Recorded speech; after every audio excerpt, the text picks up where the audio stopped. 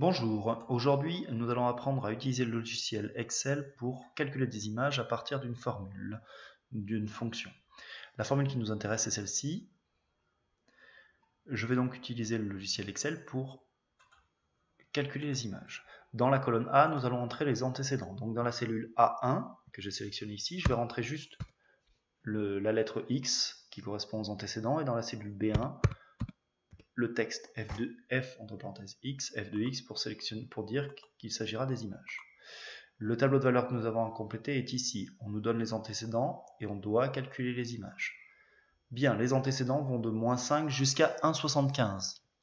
Je vais donc rentrer moins 5, puis moins 4, et je ne vais pas tout rentrer à la main, je vais sélectionner les deux cellules, afficher, vous voyez le petit carré qui est en bas à droite, le petit plus, je clique dessus, je glisse vers le bas et automatiquement il incrémente de 1, c'est-à-dire qu'il augmente de 1 en 1.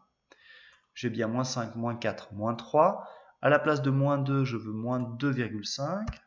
Donc je remplace. Moins 1, 0, 1. Et à la place de 2, 1,75.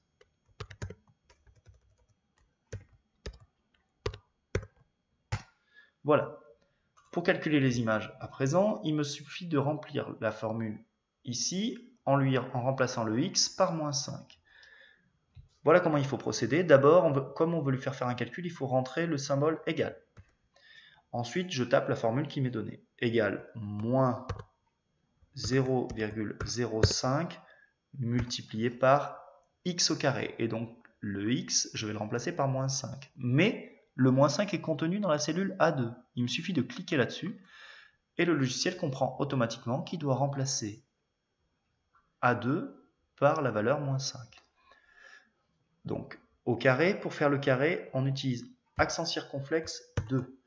Ne vous en faites pas, quand vous cliquez sur accent circonflexe, il n'apparaît pas automatiquement. Il faut cliquer ensuite sur le 2 pour qu'apparaisse l'accent.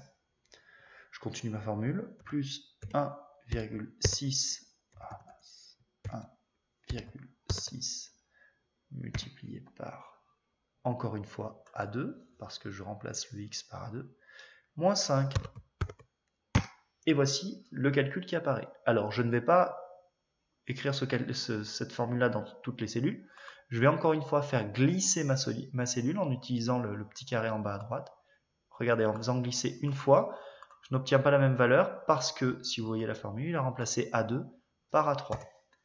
Il me suffit de faire comme ça pour toutes les formules. Et voilà, tout est calculé. C'est terminé.